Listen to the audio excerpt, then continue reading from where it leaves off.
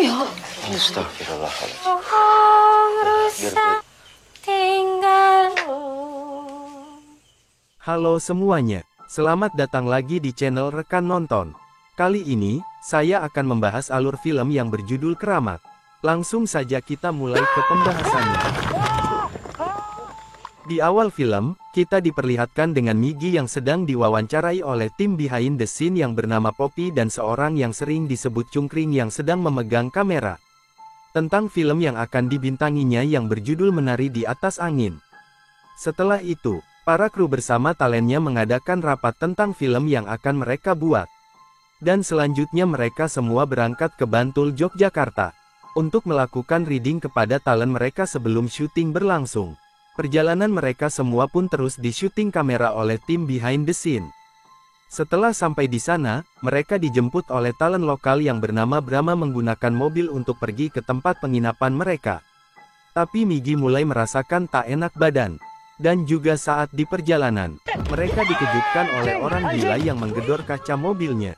Migi juga mengatakan, kalau orang gila itu menyebutkan nama ayahnya, yang mengatakan, agar Wongso untuk segera pulang. Setelah sampai mereka bersalaman dengan bapak-bapak yang berada di tempat itu. Di tengah malam, Migi dan Poppy terbangun dari tidurnya karena mendengar suara orang menangis. Cungkring dan Sada pun mengecek keadaan di sekitar. Saat berada di luar, ada suara gamelan yang berbunyi. Mereka kira Migi dan Poppy lah yang sedang iseng kepada mereka. Namun saat mereka menanyakannya, Migi dan Poppy juga mengira kalau itu adalah mereka. Cungkring dan Sada pun kembali melanjutkan mengecek keadaan di sekitar. Sampai tiba-tiba, mulai terdengar suara tangisan dan juga penampakan hantu perempuan yang melintas di belakang Sada. Dan kemudian lampu kamera yang sedang dipegang Cungkring mendadak mati. Saat menyala, pemilik tempat itu sudah berada di sana, dan bapak itu mengatakan kalau hal tadi sudah menjadi hal biasa. Keesokan harinya, terjadi konflik karena hasil dari proses reading yang kurang maksimal saat dilakukan di sana. Yang membuat Mia menjadi sering marah-marah. Setelah observasi tempat di Candi Borobudur, Dias, Migi, Poppy dan Cungkring menaiki mobil arah kembali ke penginapan yang diantar oleh seorang supir. Namun di dalam perjalanan pulang, mereka menemukan keanehan yang terjadi. Tak ada satupun mobil yang melintas di depan mereka.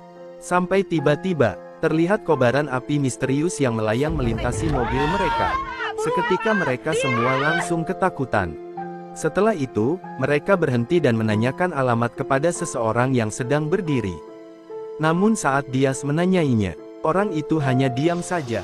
Dan Dias pun segera kembali ke dalam mobil. Tapi akhirnya setelah beberapa saat, mereka bisa kembali ke penginapan. Mia dan Dimas yang sudah menunggu lama, akhirnya memarahi mereka karena mengira semuanya sudah pergi bersenang-senang. Dan terjadi adu mulut antara Dias dan Dimas. Tapi akhirnya mereka pun segera dipisahkan. Keesokan harinya, Migi dan Dias disuruh lagi melakukan persiapan. Namun di sini Migi terus dimarahin oleh Mia. Karena dia lupa skrip yang harus dia bawakan. Akhirnya Mia membahas lagi tentang kejadian semalam. Tapi tiba-tiba, Migi mengalami hal aneh. Dia seperti tak sadarkan diri. Poppy yang berada di dekatnya melihat rambut Migi yang mulai mengeluarkan uban. Saat akan diangkat oleh beberapa orang juga, mereka tak sanggup untuk mengangkatnya. Di malam hari, mereka yang merasa kebingungan akan hal tadi, dikejutkan oleh Migi yang tiba-tiba bernyanyi lagu Jawa di kamarnya. Mereka terkejut saat melihatnya. Ternyata Migi dirasuki penunggu yang ada di sana. Dimas menghampirinya, dan menanyakan siapa yang merasuki tubuh Migi. Dan dijawab kalau dia adalah Nyi Pramodawardhani. Keesokan harinya, Mia marah kepada Dimas, dan menyuruhnya, supaya Migi dipulangin dan diganti dengan talent lain. Tapi di sini Dimas tak menyanggupinya. Akhirnya Poppy yang mencoba melerai pun kena bentakan Mia. Di sore hari, mereka memanggil paranormal datang ke sana. Saat sedang berkonsultasi, Migi yang awalnya berada di kamar justru datang ke sana dan berbicara kepada paranormal. Jin yang mengaku bernama Nyi Pramodawardhani itu, masuk ke raga Migi karena sayang terhadapnya dan mengatakan Migi masih keturunannya. Kemudian paranormal itu membuat ramuan untuk Migi, dan hanya memperbolehkan masuk 3 pria. yaitu Dimas, Brahma dan Sada untuk membantu paranormal. Setelah mencipratkan ramuannya, Migi langsung dipegang tubuhnya oleh Dimas, Sada dan Brahma. Kemudian Migi pun tampak tenang dan tak sadarkan diri. Mereka selanjutnya berkumpul di ruang tengah. Saat kira semuanya sudah beres dan Migi sudah membaik, tiba-tiba mereka dikejutkan dengan hilangnya Migi secara misterius dari dalam kamar. Sang paranormal pun mengatakan, kalau Migi sudah dibawa ke alam gaib. Setelah kejadian itu, keesokan harinya mereka semua dibawa ke pantai Parangtritis. Karena paranormal itu mengatakan kalau di sana merupakan pintu masuk menuju alam mereka. Di sana, mereka menunggu di tepian pantai. Sementara paranormal itu membaca mantra di pinggir laut. Kemudian ada seorang wanita penjual jamu yang datang dan menjajakan dagangannya. Setelah itu, penjual jamunya menghampiri paranormal. Terlihat paranormalnya seperti memberi salam kepada penjual jamu itu. Tak selang lama setelah penjual jamu itu pergi, tiba-tiba dia menghilang tanpa jejak. Setelahnya, paranormal menyuruh mereka untuk mengikuti dia.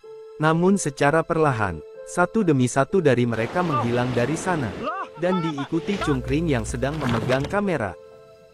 Anehnya, mereka tiba-tiba sudah berada di sebuah lapang yang terdapat sebuah candi. Di sana Mia terus mengatakan kalau dia sudah dihipnotis oleh paranormal itu.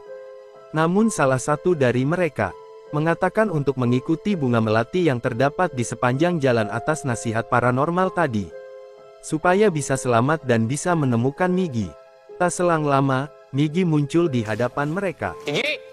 Namun saat mengejarnya, Migi menghilang tanpa jejak. Terdapat suara yang berasal dari dalam hutan. Akhirnya, mereka semua pergi ke arah suara itu. Hari pun sudah menjelang malam. Saat sedang berjalan, mereka dikejutkan dengan sebuah adegan wayang.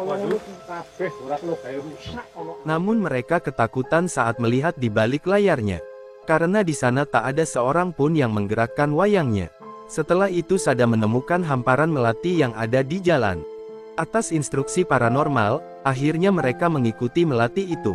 Namun di sepanjang jalan, Mia terus ngomel. Karena film yang akan diproduksinya terancam gagal. Dan terus menyalahkan keadaan yang terjadi sekarang. Di perjalanan, Brahma menemukan sebuah jimat merah delima dan juga sebuah keris. Saat akan mengambil kerisnya, Brahma tiba-tiba ditarik oleh makhluk gaib. Semua yang ketakutan langsung lari dari sana. Namun di perjalanan, mereka menemukan seorang wanita yang mengatakan dia sedang tersesat dan menunggu temannya. Tapi Cungkring mempunyai firasat buruk terhadapnya dan mengatakan kepada Poppy. Seketika itu, Poppy langsung membentak dan mengatakan kepadanya untuk segera mengembalikan Migi. Namun dia dipisahkan oleh Dias. Di sini Dias mengatakan akan menemaninya, dan menyuruh mereka untuk terus mencari Migi. Dias sudah diperingatkan oleh semuanya. Tapi dia bersikeras akan tetap di sana menemani wanita itu. Akhirnya, mereka melanjutkan perjalanan tanpa Dias. Di pertengahan jalan, mereka berpapasan dengan makhluk gaib seperti tuyul. Mereka yang ketakutan akhirnya berlarian sampai mereka terpisah. Poppy bersama dengan Dimas dan Cungkring. Tiba-tiba, Poppy meminta kepada Dimas untuk mengantarnya pipis. Dan Cungkring disuruh menunggu mereka di sana sendiri dekat pemakaman. Setelah setengah jam berlalu, mereka berdua belum datang juga. Cungkring yang sedang melihat sekeliling, dikejutkan dengan kehadiran pocong tepat di hadapannya. Dia langsung berlari, sementara kameranya jatuh dan tertinggal di sana. Saat pocongnya pergi dari sana, dia segera mengambil kembali kameranya, dan berlari menjauh dari tempat itu. Kemudian dia bertemu dengan Sada dan Mia. Ketika Cungkring mengatakan kalau Dimas dan Poppy hilang, Poppy muncul di hadapannya. Dan mengatakan, kalau dia berada di sana dari tadi setelah mereka berlarian saat melihat tuyul. Saat sedang membahas masalah itu, terdengar suara Dimas yang menjerit keras. Mereka yang ketakutan segera berlari dari sana dan memanggilnya. Tapi kemudian, ada orang-orang yang sedang membawa keranda. Setelah diperhatikan, ternyata di dalamnya ada Dimas yang mungkin sudah mati. Mereka pun melanjutkan berlari dari sana. Tak selang lama, mereka menemukan keanehan lagi dengan suara gamelan dan suara yang sedang bernyanyi. Namun gamelan itu tak ada seorang pun yang memainkannya. Tapi tiba-tiba, Migi muncul di sana dan sedang menari dengan beberapa makhluk gaib. Sada pun meminta mereka untuk berlari dari sana. Atas instruksi yang ia berikan, mereka semua segera berlari dan Sada langsung mengangkat Migi.